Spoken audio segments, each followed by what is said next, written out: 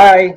All right. So the title of this panel discussion is called Impact Economies, Closing the Economical Divide. Which sectors of industries will be pivotal to closing the economic gap? Hello, welcome, and thank you for joining us today. My name is Sanjaya.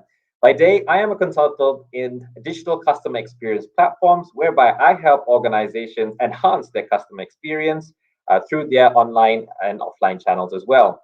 But my personal passion, one of my personal passions is exploring ways of effective communication to bring about awareness and action towards social causes. In this session, we will be having a conversation about impact economies and closing the economical divide. So, for the purpose of this 90-minute panel discussion, we'll be focusing on three main areas. What are impact economies? What are the challenges in closing the economic divide? And how can we all play our part to make an impact for sustainable future for all? Without further ado, I'd like to introduce you to our esteemed panelists today. First off, we have Olga Kotvin. Olga, hello, how are you? Hi, I'm good. Great. Thank you for joining us today, Olga. Olga is a founder of Olga Kotvin LLC, where she provides marketing solutions and consultation to enhance brands' digital presence and appearance. She's also a women empowerment speaker, as well as a volunteer representing Creative Society Project. Thank you for joining us, Olga. Hope you're having a good day or a Yeah, good thank start you to the so day much. from there. I'm excited to be here. Great. Thank you. Next up, we have Damilar. Damilar Aribisala. Am I saying your last name correctly, Damilar? You did it well. You did it well. Great. Damila, thank you for joining us today. Damila is joining us from Nigeria. And Damila is a copywriter, a writer, a content creator, and which he also uses as a vehicle to inspire and guide young individuals on the opportunities to grow themselves and their communities, just as he has done for himself, all while still being a student at the University of Lagos. Thank you for being here today, Damila. How are you?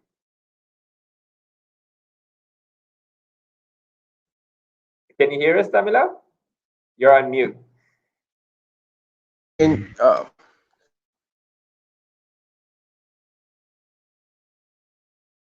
We can't quite hear you, Damila.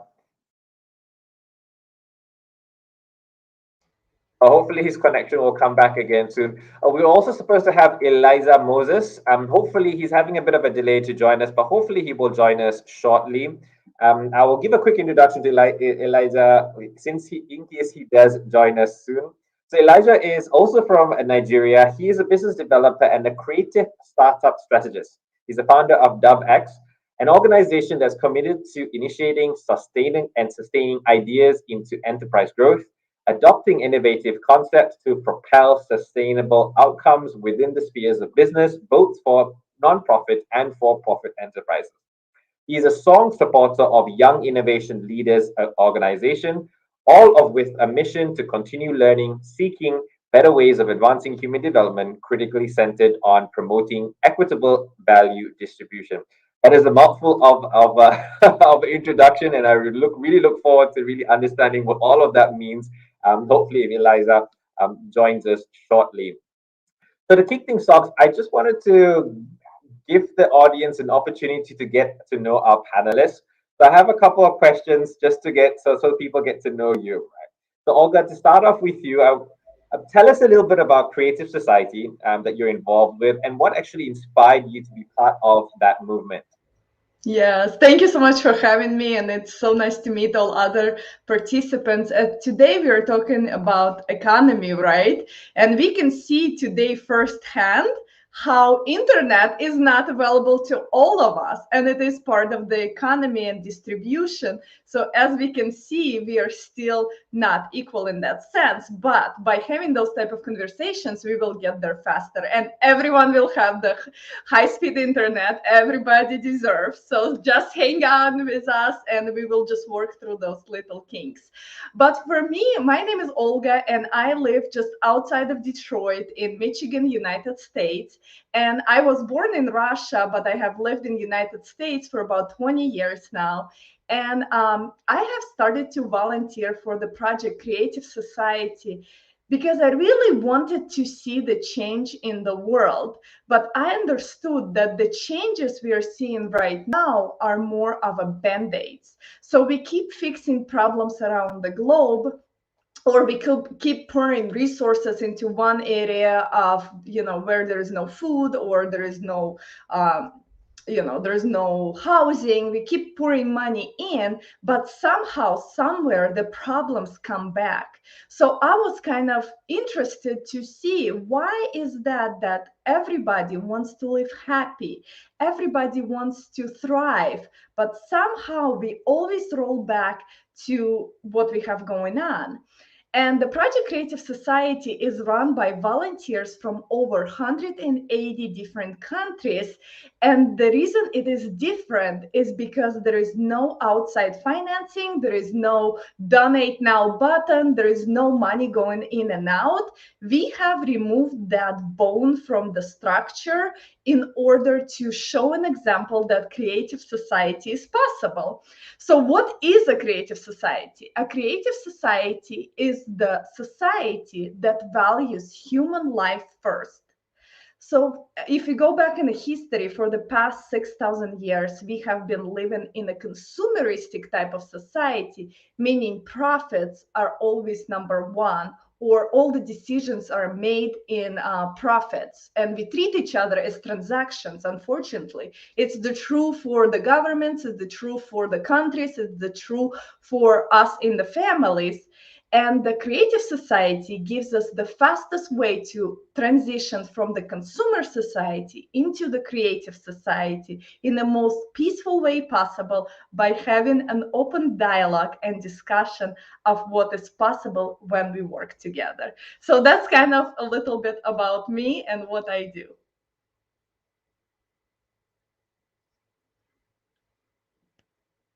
We can hear you, Sanjay. I know you're saying something. Sorry, I forgot to unmute myself. Apologies. I was just saying thank you very much for that introduction, a little bit more about yourself, Olga. I definitely want to get to know more about Creative Society, what does a Creative Society mean, right? You talked to them, but we'll get to that in a minute. And Damilar, if you can still hear me, Damilar, I wanted to ask you, so that the audience gets to know you a little bit better. What Great. I want to thank everybody here. First of all, I want to say thank you to Andrian for the opportunity, and I want to say thank you to Sanjay for putting this together. My name is Damilare. I'm from Nigeria. I'm a content creator, a copywriter. I write for businesses to make money. I write to drive sales and drive profits. And basically, I'm still a student. I school at University of Lagos. So my job is just write to make money, and that's basically all. Thank you. It's a little bit difficult to hear you very clearly, Damila, but thank you. Hopefully, the audience heard. I wanted to ask you a question, Damila. When it comes to making an impact in the world, what do you feel is the kind of mindset that more people should adopt more? Okay, the kind of mindset I would think I would say that is the goal-getting mindset. Can you hear me? Yeah, Yes, I feel like it's yes. a kind of mindset where you feel like, okay, this is the goal I want to get, and this is the kind of level I want to achieve, and you just go all into it. Like I don't have any other choice. This is this is what I want to be, and that's all. That kind of mindset.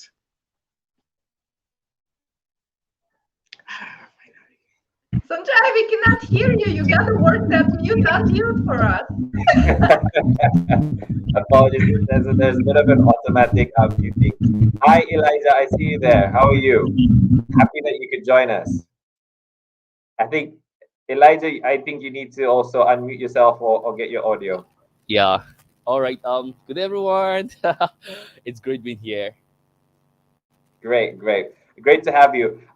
Yes, I was just finishing off what Damila was saying about having a go-getter mindset. I think is something that everyone can adopt in order to improve their lives or the communities and people around them. So that's an awesome insight. Elijah, I was just giving the audience a little bit of an introduction to the panelists, including yourself. So you came just in time for your part. I wanted to ask you, Elijah, in your title, you call yourself a creative startup strategist. What does that mean? Tell us a little bit more. All right. So basically, creative startup strategy, it's centered around helping individuals convert their intangible ideas into market-driven product and services. All right. So a lot of persons have wonderful ideas from different part of the world, but now the key issue most times is getting the bridge between the idea itself and then to the people who would actually appreciate the initiative. So what I do from my end is I create that connection, I create that bridge, and I drive people's ideas from just being an idea into something tangible. And of course, when it's tangible, it is profitable in the long run. Fantastic. Awesome. I already start seeing a running theme. I keep hearing all of you say the word creative. So I think that could be one of the ways that we're going to, right? You're a creative strategist. We've got a creative project, creative society project, and Damila is in a creative content writing. Yeah. So awesome. Great stuff. All right. Now let's get into it. So before we get into tackling the topic of how can we close the economical divide, I wanted to take a moment so that we can actually define what impact economy is, right? I think most people might not be so familiar with what impact economy means. So I wanted to ask each of you, starting with Damila, what is an impact economy?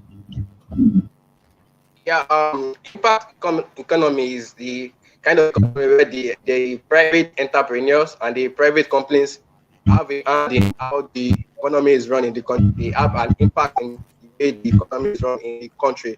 And it is where these private individuals, private companies go hand in hand with the government, make a better economy for the citizens of every country. So, yeah, I think that is what. Great. All right. And Olga, I would like to ask you also from your perspective, what is an impact economy in your terms?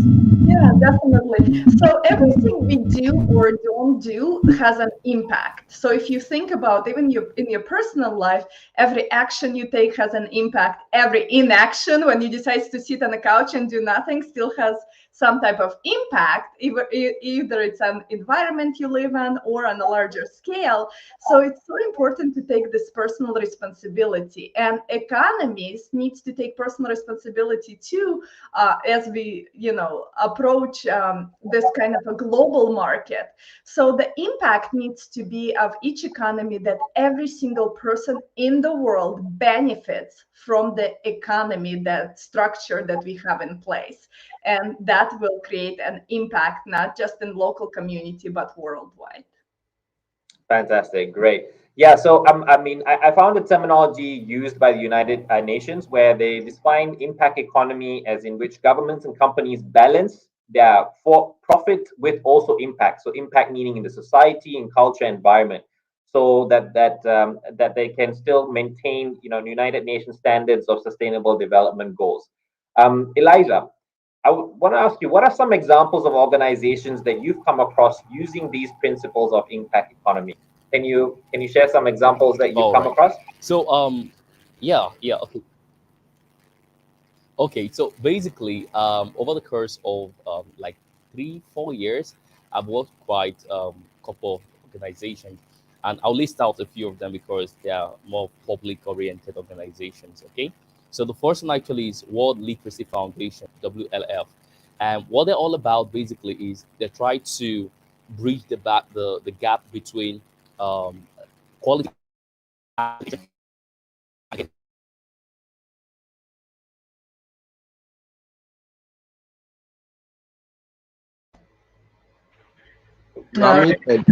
Yeah, you have to unmute yourself, Sanjay. Now you're talking.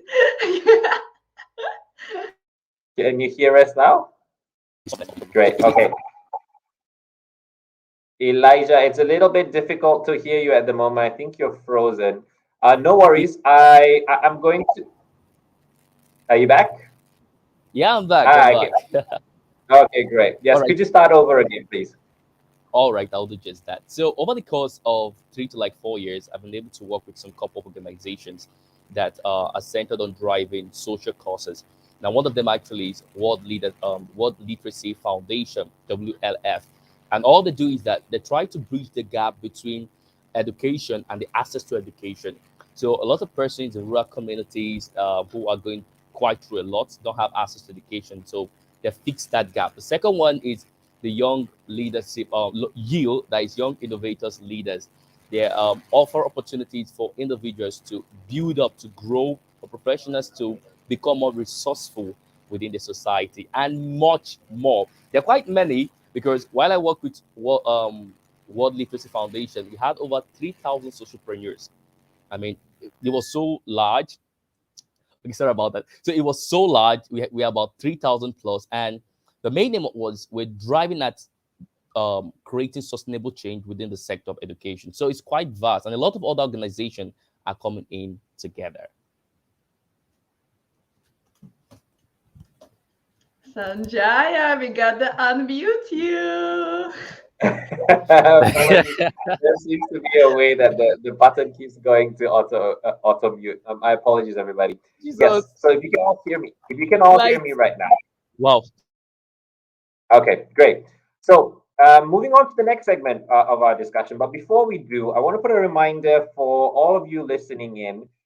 Please do participate. Put in your comments and questions that you have. I will try to take them and ask the panelists any questions that you have. Because the more you participate, you have an opportunity to be in the running to win some great prizes. And not to forget, also, you do see a QR code on the top right-hand corner of your screen. Use your phone, use that QR code, and join in the treasure hunt, and there will be some attractive prizes to you. So please do keep those comments coming in and engaging. Okay, dear panelists, the next session, if I'm still unmuted, I wanted to ask now. Now we have understood a little bit about what impact economies. I want to focus on asking the question of why is it important to build such organizations with impact towards society environment, instead of just focusing on profit maximization. So starting off with you, Olga, your work with the Creative Society is based on a lot of surveys. I think you're sharing you've done based on a lot of surveys of asking people on what do they want out of life, right? Can you tell us and share us a bit more about what the findings were? Yeah, so definitely. So the Project Creative Society was born because of the need of the change of the system that we currently live in right now. Because if you ask anyone on planet Earth and you ask them, are you happy? The answer is, well, I am, but, or the answer is, I'm not happy. I'm struggling. Like every day is a struggle. I can't put food on the table. I can't have internet that's stable. There is like always something that's going on. And what we have done as volunteers, we went out and we took social surveys and interviews from millions of people around the globe. And we asked them simple questions of how do you envision a world where yourself, your family, and your friends are happy? So when we got all the answers back, and surprisingly, they were the same. Everybody wanted to live in peace, harmony, mutual respect. Everybody wants to be happy. Everybody wants to just thrive in this world. And this is our human potential, that we always want to thrive. We always want to do better. We always want to unite. But somehow, what we want is not what we see when we look outside of the window. So what we see is we see wars, we see hate, we see separation, we see injustice, inequality, we see all of it. And not just in economy, in every single sphere that we live in. So the Project Creative Society was born because we recognized that the way we live, the type of society we have, is a dead-end society because it's a consumer society. It means it consumes people, it consumes ideas, it consumes resources. And as you know, we live on one planet Earth, and we only have that many resources to consume. And we have consumed most of it already, so we know we are approaching a dead end.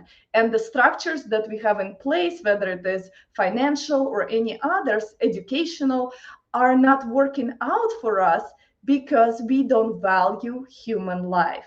So that's how the Creative Society Project was born. From all the answers we collected, we were able to put 8 foundations of the Creative Society.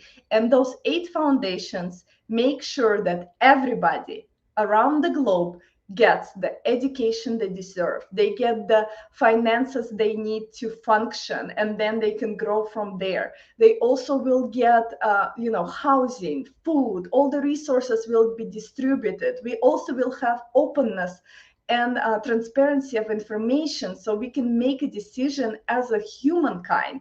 And actually, we should become a civilization that is united in one goal, and one goal only is to build a society that is human-centric, not profit-centric.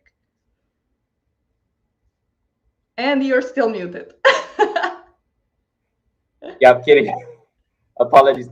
Yeah, so essentially what you're saying is providing a platform for equal opportunity for all in whichever way that opportunity that they want to take. Great, Yes, fantastic. definitely. And everybody, if you think about it, everybody is born on this planet to be a human being with a capital H, like real human. But unfortunately, depending on where your body was born, you were either born in a, first world country or third world country. Now, at that time, you already don't have equal opportunities. And that's where we need to come together as humankind and say, you know what, this divide and conquer concept does not work anymore. We really need to come together and understand that there is nothing that divides us. We are human beings that are striving to live our life to the fullest. And how do we get there? And we only can get there in the most peaceful way by uniting under one idea of building a creative society. Fantastic. Thank you so much, Olga. Thank you. Great. Moving on to Damila. So speaking of opportunity, Damila, in the past 2 years, the entire world has been dealing with a global issue, right? At which normally people would think that this this is a bad time, it's not a great thing. But you were sharing with me when I caught up with you that some people actually discovered new opportunities despite the circumstances. Can you tell us a bit more about that and how that happened? Yeah, I hope you can hear me. Yeah, we can hear you. Yeah, we can hear you. Basically, I just think that during those periods, in the COVID-19 period, just kind of like an eye opener for most of us in Nigeria. Like it was just like the aha moment for us. We just kind of discovered that there are opportunities in the internet. Like we had skills that we could like use to leverage and get more to people. Yeah. During those periods, we had nothing except the lockdown. Almost everyone was at home. There was no job and all of that. There was no source of income, and then everybody's eyes were just open. Not everybody particularly, but most people's eyes were open to the world of internet, to the numerous opportunities in the internet. And I, for one, too, I got into that kind of realm, and I saw that kind of opportunity.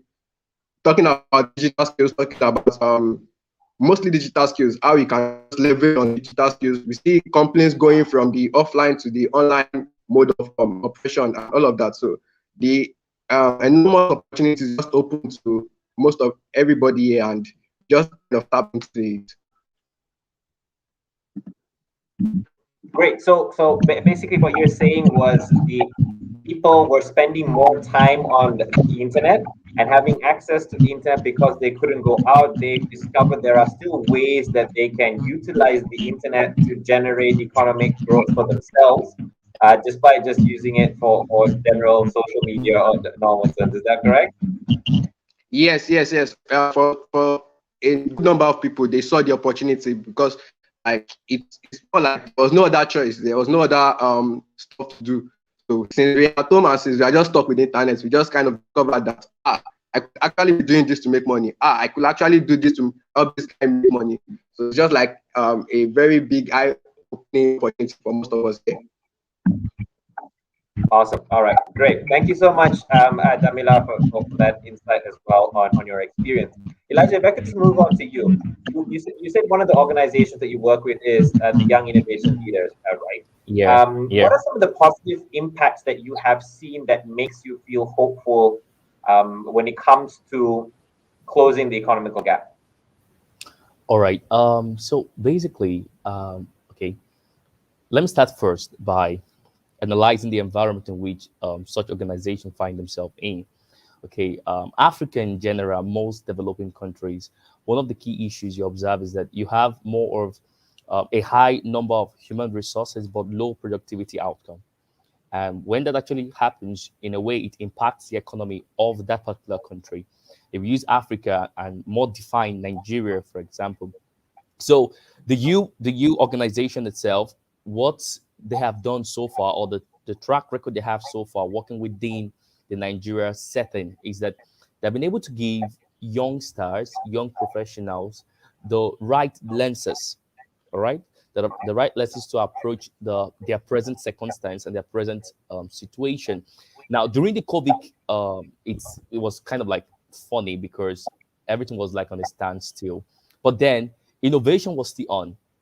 Like we had a cohort, we had more like an innovation and value management cohort where over about close to about 100 plus individuals from about large category, large state all came together to be empowered with the right tools of innovation. And because of that, we observed that a lot of them who went through the program end up becoming entrepreneurs in different related sectors. Now, that meaning one thing, it means that new job opportunities was created because as individuals adopt entrepreneurial skill, their ability to create opportunities for others get better and get larger. So we kind of like attack the problem of unemployment. Okay, we attack the problem of on the skilled, because I had a lot of persons who were on the skilled.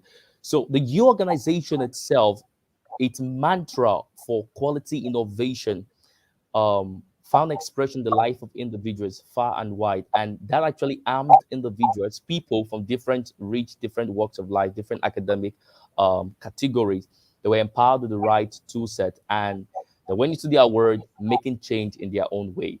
So in a way, this closed that economic gap by arming the people with quality skill set for the future. Okay. Secondly, empowering them with the right lenses of innovation, and as such, making them more like attracted to problems rather than running from problems. And thirdly, their ability to render profitable, valuable service within their current setting was instilled within them. And as such, the employment stroke unemployment rate, I believe, to a great extent, was reduced as a result of the programs that was executed over the course of last year and other subsequent years. How long has the YL been around, or your involvement with it? Has it just been the last few years? No, no. I think I've been with them since about 2016. Yeah, 2016, Right. 17. But they've been Right. So existing for that quite a long time. right. So were there any differences in the innovation that you saw pre global crisis to within the last few years or before? Is there any differences that you saw? Is it an Yeah. acceleration, or there was a focus on a specific area during the last 2 years that you didn't see before? Oh yeah. Over the course of, okay, let's say other previous years compared to this current year, taking insight from Peter Drucker, he said, the 21st century is going to be a century filled up with rapid change, filled up with an overwhelming competition, filled up with increased complexity. Now, over the course of, let's say, 2016 into 2017, um, technology was not so much advanced then compared to the new technologies you now have in the market space or in the current global setting. So one of the key difference I observed is the ability of the founder to transist and also to have more like a flexible vision that accommodate future changes. So far so good. To be able to penetrate into other sectors. I mean, Previously, it was more of only education, but now you have edutech. So you have education and technology merged together. Then it was more of agriculture, but now you have agrotech. So you have agriculture and technology merged together. Back then, it was only finance. Okay, but right now you have other decentralized system, the cryptocurrency, the blockchain. We leverage currently on blockchain technology for some of our tech-related projects. That also is thriving. Also, there's the area of meditech. So you have more like medicine, but now you combine medicine with technology. It's a new paradigm altogether. So far, so good. As technology is advancing, the strength of the organization is getting stronger, getting better, and new personalities, new individuals from different sectors are being awoken to the vast possibilities availed through innovation and value management. Great, thank you, Elijah, for that. So, Olga, if I could just get brought back to you as well. So it seems that the common theme about impact economies, and one of the ways is by building economies that are sustainable. Can you speak a little bit more to that about your experience on sustainability and what's being done? Yeah, definitely. So it needs to be sustainable, but it also has to be sustainable around the globe.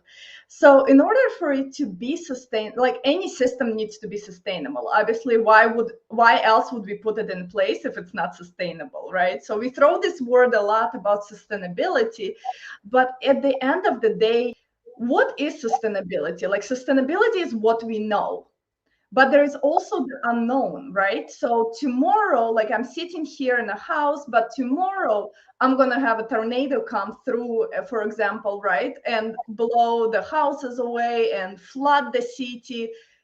So we are no longer at the same point tomorrow, right? Now we are at the recovery stage, and no longer we throw away this sustainability because we didn't know something was coming. We didn't know something was approaching us.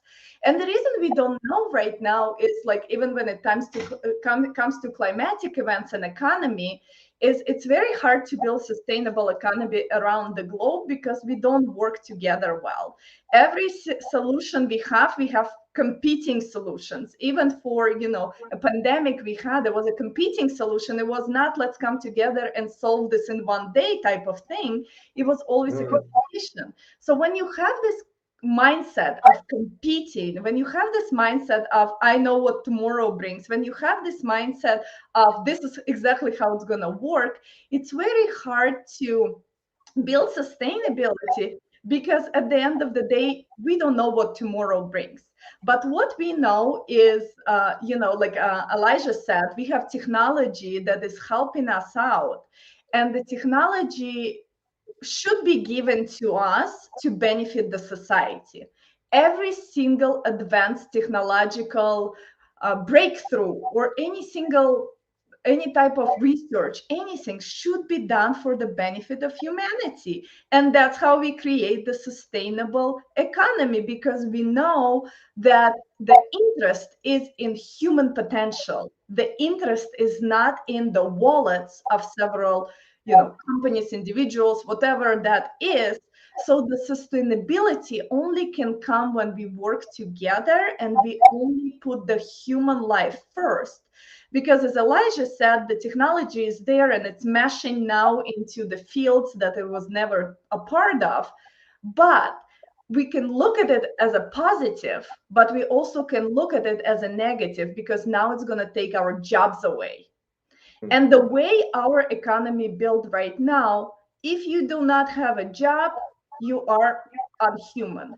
You cannot provide for yourself. You are in total distress. And this economy of having a job is going to disappear on us.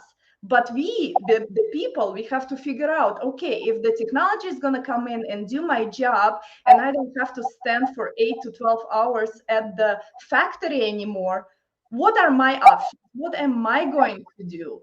How am I going to provide for the family? So all those questions needs to be raised at the global level, because the technology is there to help us and it's great. But what if technology is there to overtake our jobs? What if technology is there to throw us out on the streets? We have to really make sure that the impact economy is built on the interest of a humankind, of a human life, human priorities, not the consumeristic society we live in right now. Right. Yeah. Yeah, Olga, I agree with you. Like, there's always new things coming in. One of them is technology. So are we using it in the right way? Are we taking advantage for it to create an inclusive a world for everybody? This is a perfect segue to the next part of the discussion, which I actually wanted to cover. What are actually the challenges to why we don't have more of an impact economy, and why does this economic divide still exist? So, Damilar, just starting with you, wanted to ask you, what is in your experience, what are some of the main reasons you feel that there is still such a big gap between the very wealthy, rich people and those who are not so fortunate? I hope you get that now. Sorry, I didn't quite hear you, Damilar. Can you hear me? Yeah, Damilar, I was asking you the question. Why do you think that the gap between the rich and the poor still exists? Or even some people say that it's actually growing bigger and bigger. The gap is not closing, it's actually growing bigger. Why do you think some of the main reasons for that are? Okay. First of all, I think the reason why the kind of thing is happening is because, number one, there is no enough sensitization to the people. Like there is not enough sensitization in the sense that people still don't know what they are supposed to do in the first place. People still don't know that, okay, there are still opportunities around that you are supposed to go to. There are still opportunities that you can still tap into, and I feel like that's like the number one reason for that big gap. And then the second part is the human part. I feel like they are more of uh, more comfortable people. They are comfortable with their situation, comfortable with what they are going through. They just feel like not to get out of the comfort zone. Like getting out of that comfort zone becomes very hard for them. So basically, they just feel, okay, if I'm making like $500 in 2 months or in a month, if I can just afford to have my breakfast and dinner, that is enough for me. But then the rich people will feel like, no, this is not the kind of life I want. They go the extra mile, yeah. They go the extra mile to provide what they want for themselves. They feel like, no, I don't want to just go on a weekend getaway. I want to go on a weekend getaway in maybe Bahamas or go to Spain to spend the weekend. But most humans will feel, okay, if I can just go to the next neighboring town, enjoy my life for like 2 weeks and come back, I think that's enough for me. So basically, the power to like get out of your comfort zone, yeah, power to get out of your comfort zone. I'll use my students as an example. I take some young guys on the skill of copywriting, and before everything, I will tell them, okay, this is very hard for you. This will be very hard because it's a very boring task. But then you have to practice. It's like getting out of your comfort zone. And in the end, I saw that most of them just feel at the journey, just feel, okay, I don't want to go through it again. It's too hard for me. It's too much of a burden for me. So basically, that kind of mentality is the reason why they see that gap between the not so good, not so rich people and the rich people. Because the rich people will do everything it takes for them to be okay and to get what they want. But other guys will just feel like, okay, I'm just comfortable with the way I am. So basically, that is it. Damina, that was a very insightful point that you made, because I didn't ever thought of it that way. That of course awareness is not just talking about it, but awareness gives people confidence that it is possible, that I can. You would think that today, with even though quality of internet is different countries, we're in a globalized world, everyone sees everything, but actually it's not reality, where certain people don't feel and are not exposed to that any opportunity that they see that they could be possible for them. Only those who probably have better access or have more exposure to these opportunities will feel that they will take that lead. Fantastic point. Thank you so much. Olga, do you agree with Damilar? Is there any other points of why you think are the root causes of why there's such disparity in differentiation in economy? Yeah, well, definitely I agree with Demiar, because it's so important for us to believe in ourselves. And the only reason we can believe, like he said, like if I don't make, money and I'm like struggling and living, paycheck to paycheck, I don't have hope for tomorrow. right? I don't know what's tomorrow going to bring because it has been a struggle. And most of us, unfortunately, live in that zone. So how do we get to the point where, but creative society is possible, where everybody lives happily, everybody are friends, like everybody work together, they vote on things that matter, and they don't vote on things that destroy the planet or destroy the systems or whatever. We have to, it starts with us. It's personal responsibility, and it's understanding that there's people around the globe just like you, in every corner, that want to live in a thriving world, that want to live prosperous life.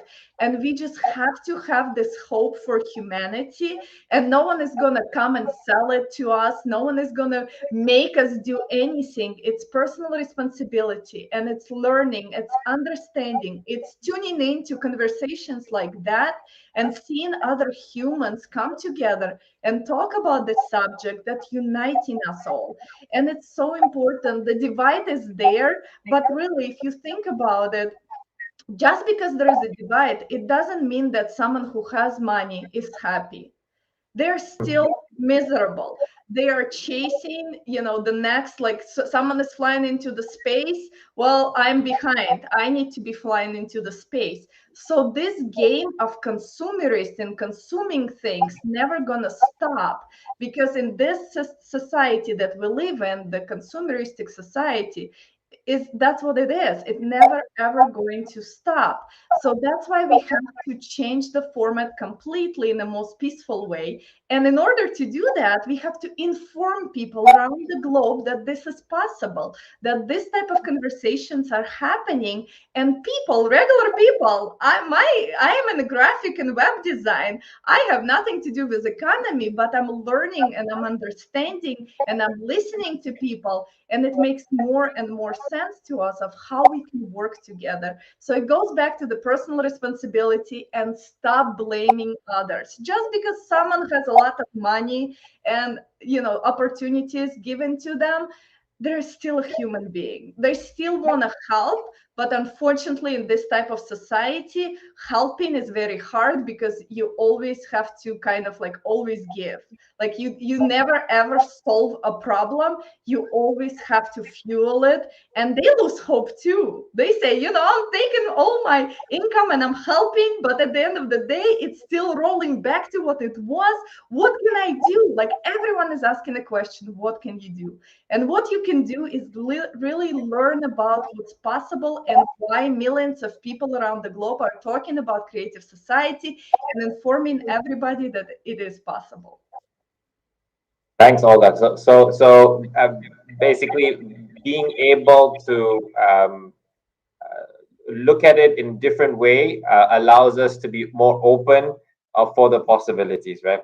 So Elijah, actually, it's a great, again, I love how this conversation is going, because it's a great segue. I wanted to actually ask Elijah the question in this way.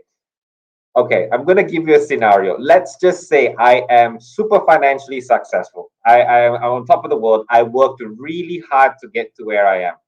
Why should I really care about those who are probably not working as hard, or those who are poorer than me? What is it in for me to care about those who are not as successful as me? All right. I like this question. Okay. So basically, first things first is, as individuals who have access to means, it's important for you to know that, growth for you is not just horizontal, it is more of vertical, right? So it's more of a down up something, not just right to the left, but down up. And that means that individuals who are in the grassroots level are kind of like the primary build up to where you are at the moment. So in other words, when you empower the lower guys, or the individuals at the bottom level, you kind of like extend your reach and your influence far and wide. And that means that the call to growing beyond your comfort zone, it's super, super important. Now, let me drive this towards the economy. All right. So when it comes to the economy, for instance, it's important that having access to means is not just on a selfish basis, but then it's for you to become more people centric. All right, for you to become more value driven, for you to become more more nationalistic. You become more nationalistic because you promote whatever belief, whatever value your nation actually has. You extend it far and wide, and that's why, for instance, when you relate to America, a lot of persons remember what's called the American dream because it brings everybody together. So wherever you are, you also need to have like a dream that is bigger than you. Okay, a dream that gives other people access, because when you extend yourself, when you extend the access you have, the means you have, the resources you have, the opportunities around you, when you extend that, you also extend yourself. And in doing so, you close that gap. So if I have means, of course, one with the other. Now, when you talk about having means, it's not just only about having money. No, no. You can have network. You can have a very rich access to network. You can have opportunities around your area. Okay, you might not necessarily have all the resources within your particular location where you are, but then you can outsource yourself. All right, you can outsource yourself, outsource your skill, outsource your services, outsource your access, outsource your network to individuals who are more like effective link. So you become more like a pipeline, giving sustenance to individuals at the lower end. Remember, growth wherever you are, irrespective of your position or social status, is vertical, is down, up, not just horizontal, left to right. So feed the lower aspects, increase your circle, and you make greater impact and close the gap. Beautiful response. Although if I could go back to you, giving you the same scenario, if someone came to you and said, you're telling them all about the importance of impact economy, but he's like, or he or she or somebody, one of them is saying, I'm well to do, I work really hard to accomplish this. Why should I care about the rest of the world? Well, you know what? I'm going to take it into a different route, because why should we even care? Like why would we even come up and have this conversation today? Why should we even care at all? Well, we as human beings are a little different from the animals, as that because we want to develop personally, we want to connect with others, we want to build relationships, we strive for it. Even like if, for example, like we woke up and everybody had their finances figured out and they didn't have to go to work and everything was, you didn't have to do anything. People cannot just not do anything. Try laying on a couch for one day and not do anything. You just cannot.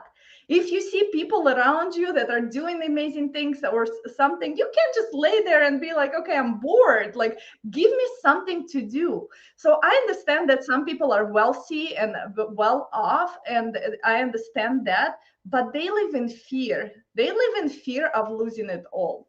They live in fear that something or someone is gonna come and get it, and they live in fear that they can lose everything if market crashes. They live in fear that their investment property is next to the ocean, and with a climatic change, the tsunami is going to wash away their investment property. They live in fear. And we cannot, as human beings, we cannot thrive. We cannot be happy if we live in fear. So no matter what our incomes are, we have to make sure that every single person is able to not worry about finances. And we have to also make sure, is this the right system for us? Is exchanging money a right system for us? Are we ready for evolution? Are we ready to switch to something that's better, that's more transparent, that's more open? And we also have to think about it. We live in debt. We have so much debt between countries than there is printed money in this world. More debt than printed money. So we will never get out. This is the modern day slavery for all of us. The economical system we have now is not working out, and we all know that. So it's not that someone has the money and why should they care. It's about why not? Like this is why are we here now? We all chosen ones to be here, to recognize those problems and to fix them together. And the best news of all, you can write it down, we don't have to fix anything. We don't have to fix anything that's broken and rotting away. All we have to do is come together, understand that we cannot continue having the same type of economies. They are not working for us. And we have to build new as people, as human beings.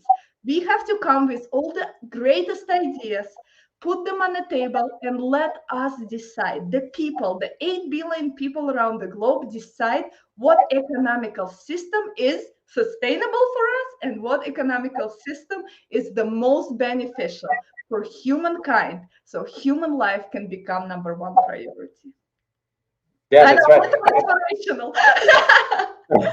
That's right. That's great. The great words. Oh, I mean, what stood out to you, apart from the stuff that you said at the end, was beginning about, when I posed the scenario to you of someone really wealthy coming to you. I mean, across all different behavioral models and psychology models, yeah, it shows again and again that just having financial wealth is not what makes us happy or what makes us fulfilled. Helping another, being part of a community definitely is a strong contributing factor for your own fulfillment and happiness. So even if someone is well to do, taking an action to help another is definitely important.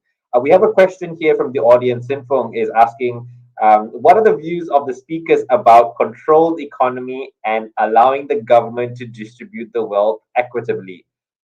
Damilar, if you heard that question, how about your thoughts on that question? Oh, oh, me? Damilar, Okay. Damilar. Okay, Damilaric. All right. Can you hear me? You can, Damilar, we can't quite hear you. Are you there? Yes, I am here. Can you hear me? Yeah. So the question that you see on the screen, the question is asking, should we? What are your thoughts on if we should allow governments to take the funds or the wealth that the nation has and then be the one responsible to share it amongst its people? Do you agree with that? Yes, I kind of agree with that logic to control the wealth, to make it more equitable for everyone. Like, it's not very for some people making at the extreme end of wealth and then the other part of people at the extreme low end of wealth. So I believe in equitable share of wealth from everyone, and the use I think the taxes and use of revenues to like the wealth is just the kind of idea that I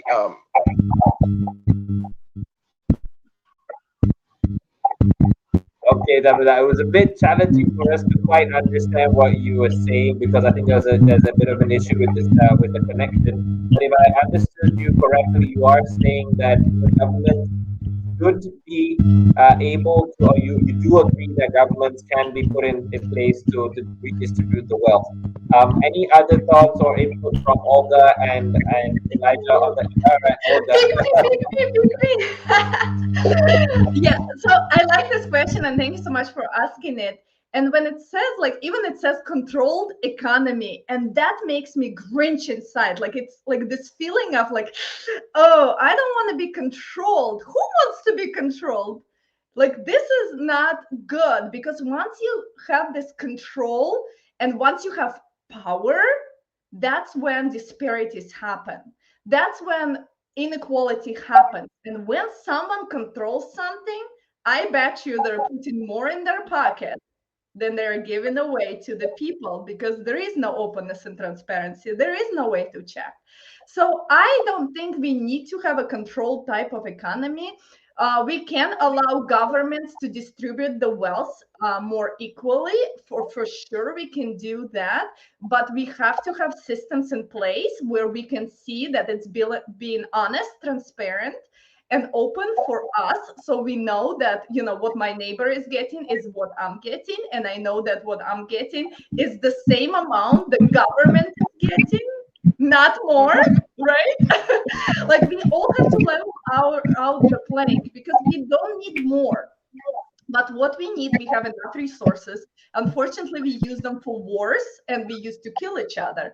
Now we have to come together and say enough is enough. We need an economy that is not a war economy, that is not based on, and taking things away from people or making them work so hard for it that they put all their life into it and they don't get to live. we have to have an economy that's mutually beneficial for everybody. And if we decide the governments will be in charge, then we have to have some type of system that recalls a governmental official that is not doing his or her job. Because we want to make sure that people have the say of how the money being distributed, because it's our money. That's as an example. So thank you so much. And yeah, no one wants to be controlled. Great, great point. Great point. Okay, so we've established, identify what is the economical divide, what is the impact economy, what are some of the challenges involved. So if I could move on to getting into how do we actually, and we've understood the importance of of closing the economic divide. So I'd like to move on to a segment of saying what are the steps that we can take in order to improve the situation and close the gap. So if I could go to Elijah and ask, okay, this is definitely not a simple problem, right? We've already established this is quite a complex thing to be able to restructure and organize and get everyone on board. So where do we actually begin? What are some of the fundamental areas of life or economy that we should be addressing first? All right. Okay. So basically, this is a very good question because a lot of persons are kind of like wondering, with everything heard so far, how do we start? How do we begin? So I'll first start from, I kind of like coined the word grassroots awareness, all right? Grassroots awareness. Now, both for developing and also developed countries. Now, what is grassroots? Now, grassroots are more like individuals within certain um, communities that lack access to quality either information, either opportunities, either resourceful capitals for them to expand and grow. Like the previous illustration I gave when I said, growth in any economy has to be vertical, not just horizontal. It's first down up. So when the grassroots is well built and well developed, what happens is that the topper area, you will see quality results, and the result will show in the gross domestic profit. It will show in the economic balance. It will show in the welfare of the individual on the long run, and in a way, it will show in sorry about that. It will show in the possible prediction of the future, wherein everyone who is involved within the market, one way or the other, are all mutually beneficiaries or beneficiaries of the benefits they draw as a result of their contribution. So grassroots awareness is very important. Secondly, it's always said that the leaders, the youth of today are the leaders of tomorrow. Well, I believe that. And one of the key things I would center on at this moment is proper orientation about the economy. Most persons are unaware about the economy. They're just, they're maybe they were just born in a nation, they grew up in the nation, but they don't know anything about it. Now, the economy on its own is a system. Proper understanding of the system will give you the ability to leverage on the system profitably. But when you don't understand how the system runs, you have a lot of errors, you have a lot of loopholes, you have a lot of persons falling behind the scene, and of course, especially in developing countries, you have a high rate of corruption.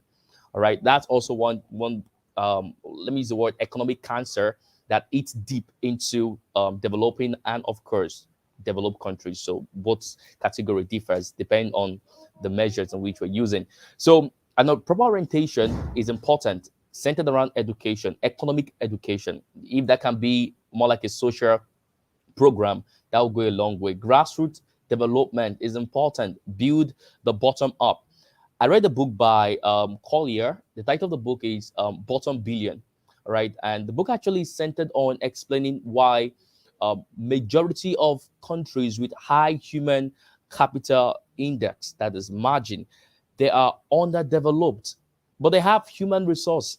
All right.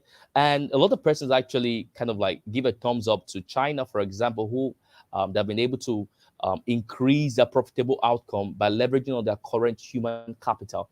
That is strategic. Other countries also can adopt such initiative. And I believe that when such initiatives are adopted through proper orientation programs, you have better results, you have better outcomes, and the quality of life for the individuals, for the citizens, and for the unborn generation will be secured. Yeah.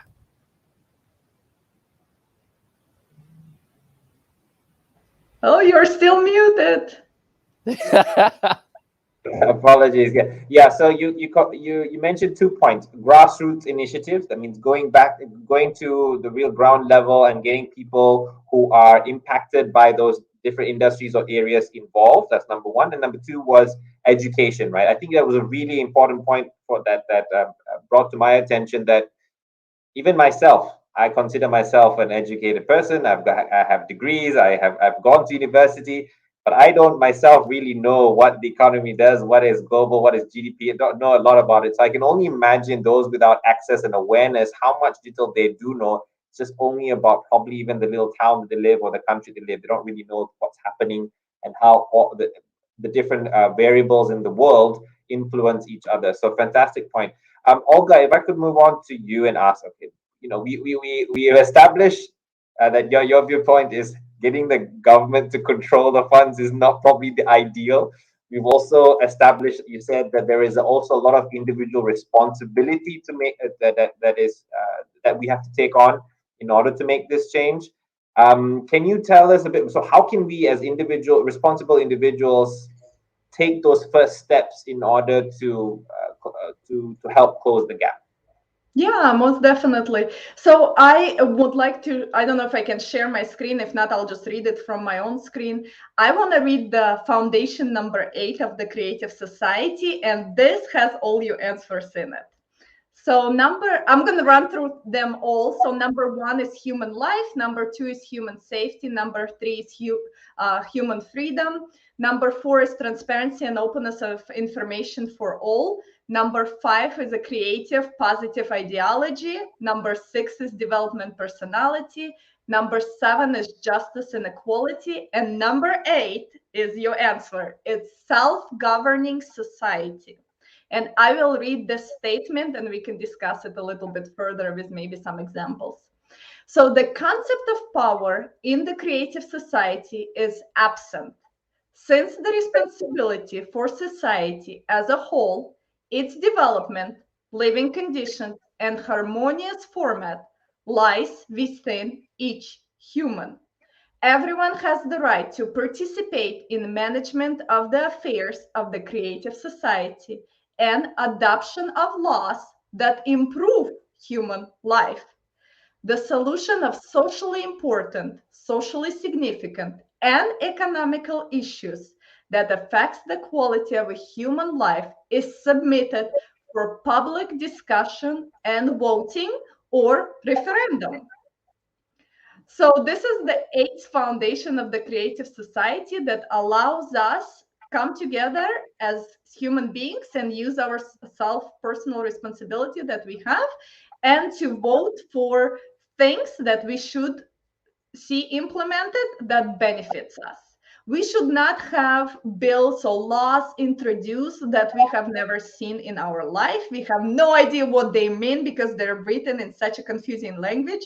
No one can understand what is proposed and why it's being put together and how it's going to affect our lives. And right now we do have the governmental system that's kind of closed off. They do what they want and they just let us know if they feel like it.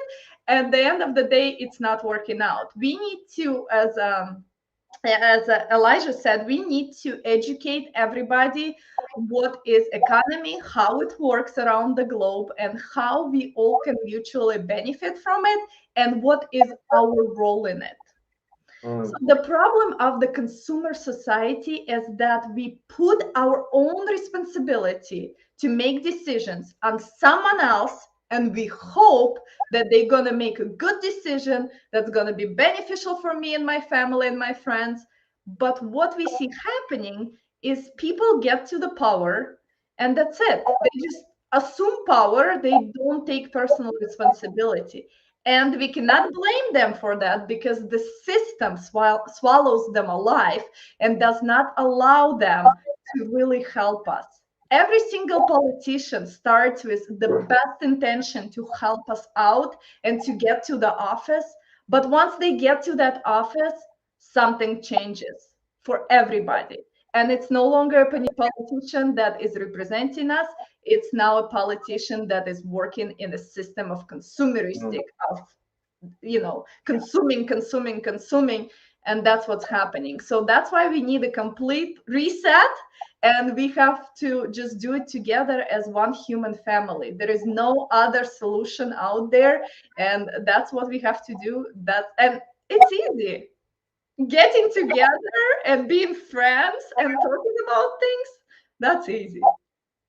Yeah, I hear your points. I mean, there's a lot of people are saying that, the role and responsibility to be a leader of a nation, or the leader of the free world, so to speak, is too much responsibility and concentration of power and responsibility to one person or individual, even a small team.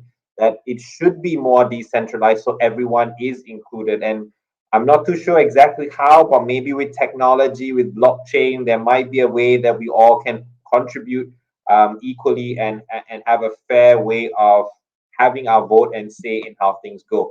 So on that point, Damila, I wanted to ask you, what now you talked about, even during the last 2 years, how the internet as a technology has provided opportunity and created opportunity and awareness for people. What are some of the other technologies that you think or see coming in the future that's going to help with closing the economical gap?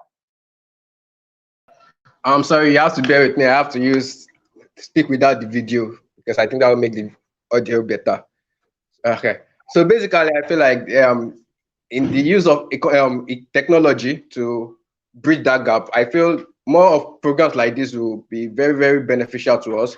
Like more of international programs like this, more of workshops where young individuals could actually learn skills, where they can actually be exposed to a lot of skills that can create that kind of economic gap to increase their level of wealth and all of that. So I believe that beyond showing the skills, beyond the government actions, private companies too can make a lot of efforts to create workshops, international workshops, make it free for people, for a lot of less privileged to get access to it.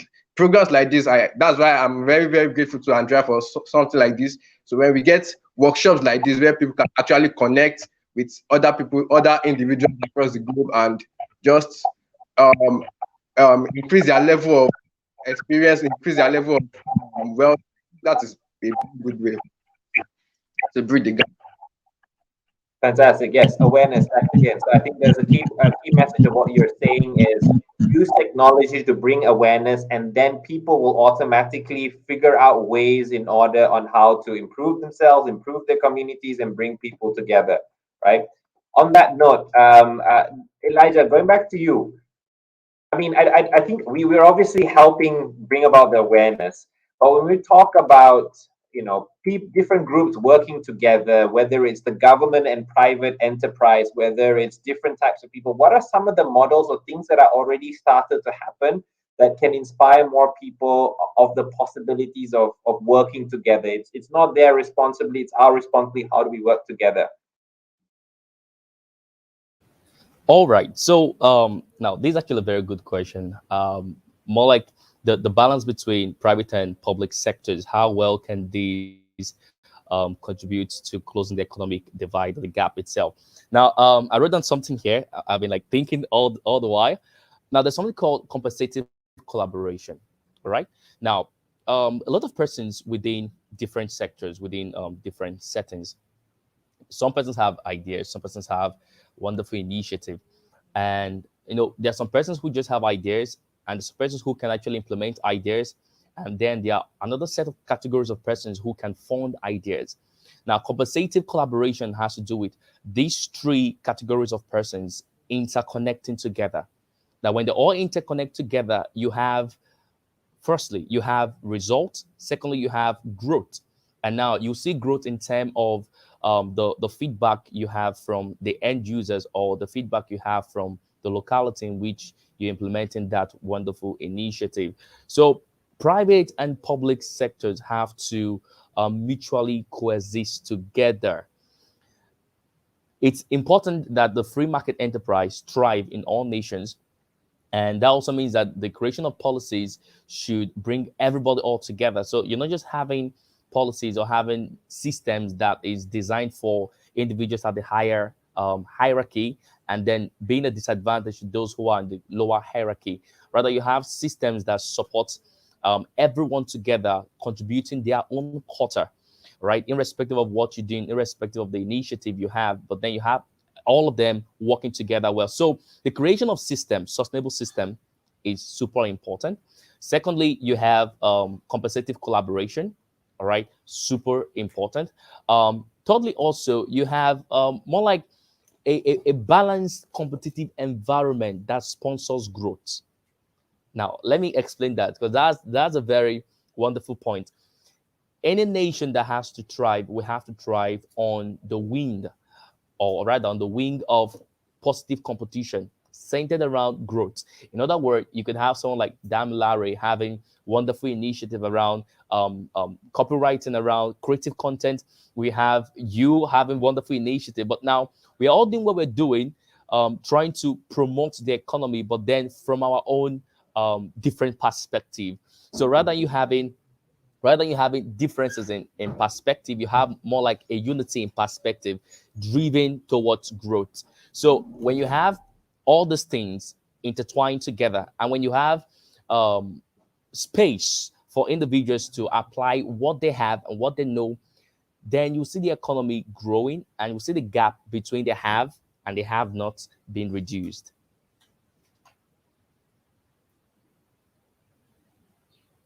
You're muted. We can't hear you. This is something definitely that we're going to have to look into. All right, there is another question as well from the audience. Sinfong Chan is saying Olga bases on the assumption that human is normal in all aspects, physical, psychological, mental, etc. Different needs are not taken into consideration. Olga, what do you have to say to that comment? So I don't have any assumptions about anything. I either know or don't know or learning. So the human beings assumption that is a normal in all aspects. No, obviously not. Like we know that we as human beings have this spiritual aspect to us. So it's always different. Like, you know, someone can be physically, stable. Someone has a physical disability. Someone can be mental stable. Someone has been a climate refugee and they're now being treated as a slave or sex trafficked. Yes, we are so different. And the only reason we are different or we have those type of problems and instabilities is because we live in a consumeristic format. Like this is the root cause of all the problems we have with whether it's global, local, or personal, is the way we live. The way we live as animals towards each other, the way we live as enemies towards each other, the way we live as separated, divided.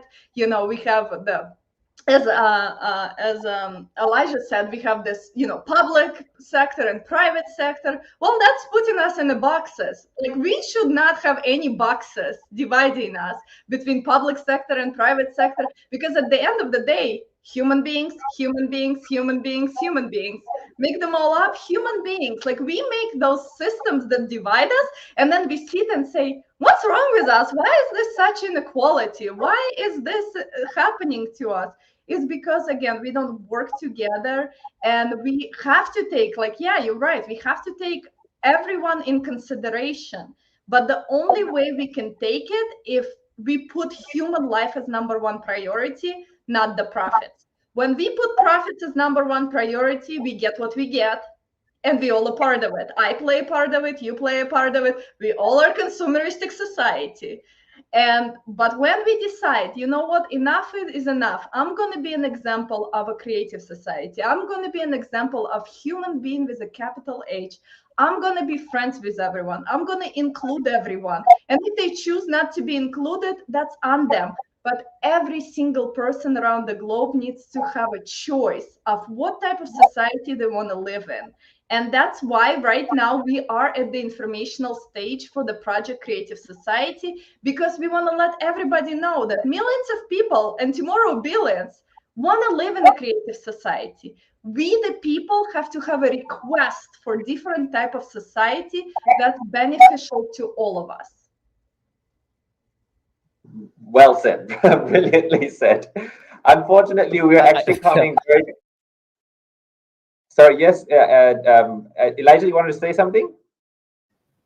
Yeah, I just wanted to throw more points towards May's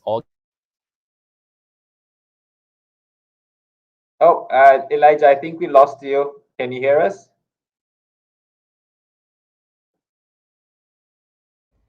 Elijah, if it helps, maybe you can also turn off your video. It will help with the audio quality, and then at least we can hear you better. Yes, and as I said, it's perfect example of the internet not being floor. available to everybody. Go Okay. ahead, Elijah. We can hear you now. All right. So I just wanted to add, in addition, everything you all said connected towards Abraham Maslow rightly proposed on this theory of humans and their needs. So it's said, as humans try to explore and extend beyond their known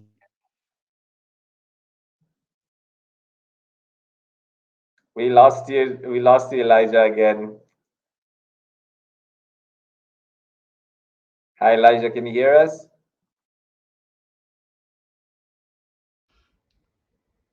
Maybe Oh, I Damien really can answer that. we are running out of time, but I really want to hear what he has to say. Elijah, if you can hear us, try turning off your video so it's just audio. Maybe that might help.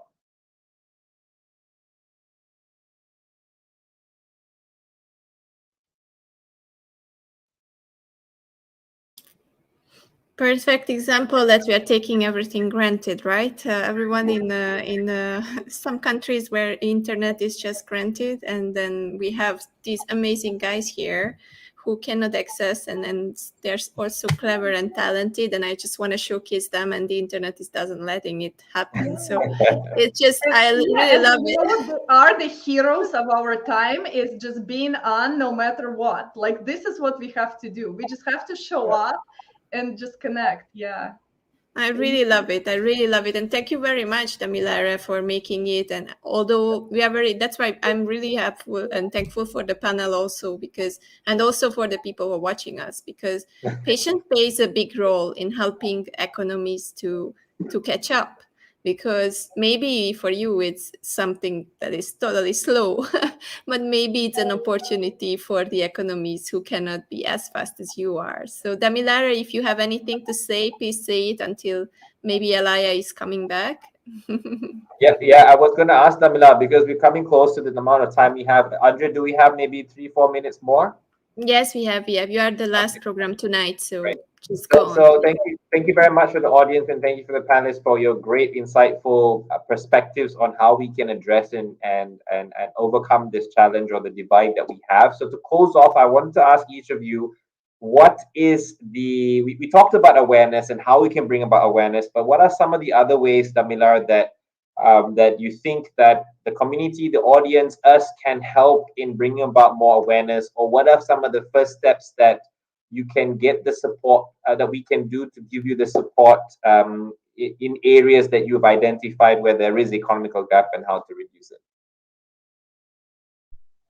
All right. So on my own part, I think the first step I actually do take is to take on free classes for people. Yeah, and I create a community where I get a lot of people, a lot of young guys, where I educate them that, okay, yeah, you have these opportunities that you can use. And I do not only educate them about the opportunities, I also give them the kind of chart to go and educate their own clique, to their own surrounding, to where you go out, where everyone passes the message, I'm passing it to them so that they can also pass it to others. So I think that is the way we go in a community, where from one community to the other, just spread that message, just spread that main idea of creating that gap between the economy. Like, just spread that number one goal to people. Okay, I know you want to do it for yourself, but also remember people around you who are not exposed to this information. Just reach out to them. If you can, create a community with them too, and just be the leader among your tribe. Be the leader. Be the changing voice among them. So basically, that's the number one step I actually try to do most times. That's the step I try to do. Great, fantastic, Damila. Yeah, yes, I think that's a very valuable point, right? Let's not stop the chain. So if you do help someone, there is that phrase that we know called pay it forward, right? Instead of pay it back, pay it forward. So if you help someone, get that person to help a different person, so that chain continues to go down and spread it even further. Fantastic. Thank you so much. Elijah, we would have really loved to hear your thoughts on Maslow's hierarchy and how it was relevant, but we're coming close to the time we have.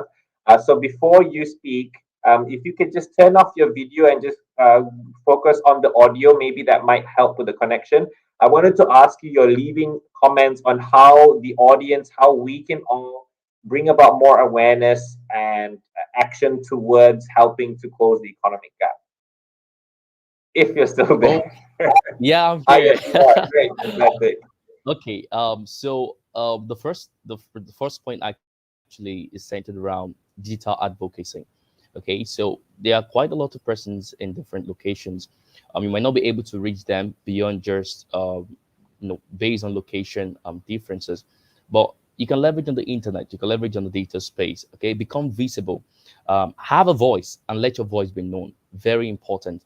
Okay, it's one thing just having the voice, but have a voice around a specific matter and let that voice be known, because I mean, once a voice becomes louder, you have more persons joining you to sponsor the course you have interest in. So the first thing, data advocacy is important. Secondly, you need to start from where you are. Okay, start from where you are. Don't see yourself as being too small, because in most countries that are developing, one of the key limitation you see they have is the wrong perspective and perception about themselves. All right, they see themselves as being too little, too small to enact change in their world. And once that is in place, the ability for them to see beyond just themselves becomes limited. All right, so they can start from where they are. And thirdly, okay, build communities or join a community. Very important. So build a community or join a community. All right, when you build a community, when you have two or more persons interconnected together and you're sponsoring a cause worth fighting for, you have power, you have a defined vision, and of course sustainability and growth will better as a result of the community. Secondly, you either join a community or you form a community. In other words, go out there, look at for people who have similar passion as you have. Okay, learn to leverage on the difference around your current settings, on the difference around your location, on the difference around your network. So leverage on the difference to create unique things, and in so doing, you impact your world and you reduce that economic gap. Fantastic. Love those parting words. Thank you so much, Elijah. Olga, same question to you. What can we all do to bring about more awareness and action towards closing the economic gap? Awesome. Yes. Thank you so much for being on, and thank you so much. We had so many problems with internet, but we were able to come together. And at the end of the day, we all on the same level. We understand that we only have to work together, and it's personal responsibility of each person. So I do have 3 action steps for each of us to take. And if you take them or not depends on your personal responsibility. So we'll test that right now. So the first one is go ahead and go on creativesociety.com website and learn more about the format of society that we will be living in soon, but you have to learn about it before we can live in it. And on the website, the second step is we're going to have a global conference, Global Crisis, Time for the Truth. This conference will be on December 4th. It will be simultaneously translated to 100 languages, all done by volunteers of Creative Society. Please watch this conference and understand the environmental and climatic events that are happening to our planet and the impact they have on the economy, so we can come together and we can know the truth. And the third step is actually to go back to the creativesociety.com and click join us button. Once you understand why it is so important to live in a creative society and why it is so important to work together and be one human family, please join us. That's the only way we know that you support new format of creative society. Thank you. Awesome. Thank you. Thank you so much. I mean, that was a very, we had to be adaptable. We had to change with what with the situation that we did, but we were adjusting to this conversation that we're having today. So thank you so much. Oh no, did we lose him Education and now? awareness, getting people to. We're losing you now. That's okay, you back on.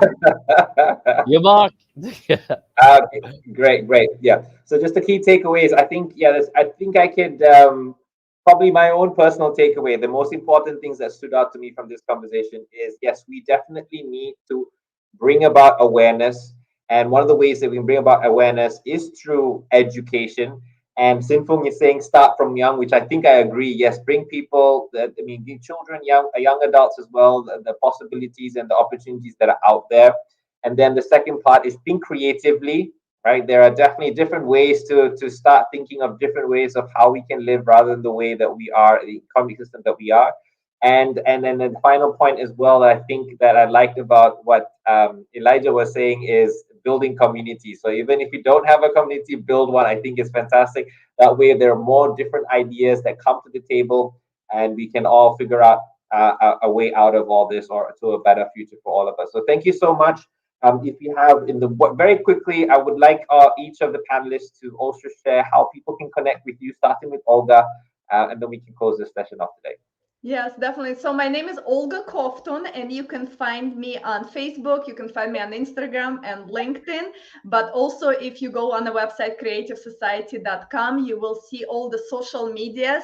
And I do participate as volunteers in a lot of the social media. So you will see my face, and I'm not going anywhere till we live in a creative society. Fantastic. Thank you, Olga. Damilar, how can people reach out to you? Oh, we lost Tamila. I'm sure at the posting of this session, we will put in all the contact details and how you can reach out. Elijah, thank you so much for your time and your great insights. How can people reach to you if they want to connect, if they want to support some of the causes that you are involved in? All right, so you can actually reach out to me. I'm on Facebook. I'm on I think yeah, Facebook, Twitter, Instagram, and again, I have like an official landing page where you can get to know more about me. That's actually dovex.cat.co, or on Facebook, Elijah Moses. Yeah, just Elijah and Moses. All right. Thank Elijah you. Moses, so Yeah. Elijahmoses. Is that correct? SES. Yeah. Fantastic, great. All Tamila, right. we have you back. How can people reach you? Yeah, I am on Facebook. You can check out my Facebook name is Dami Larry, like my first name, Dami, then space Larry. That is my Facebook name. Then my Twitter username is Oluwadre. HOLUWADREY. Then A. I don't know if you get that. HOLUWADREYA. That's my Twitter Yeah, account. we have. Same accounts, both of them. Yeah, but the easy part is Facebook, Dami Larry, like the space between Dami and Larry. Okay, fantastic. Thank you so much. Thank you, audience, for joining us on a Thursday evening well, at least here evening in Malaysia. Thank you, Olga, all the way from United States. It's very early, and for Damilar and Elijah, thank you so much for beautiful insights. Have a great day, and we hopefully will be speaking again soon to bring the world into a more impact economy. Take care. See you all.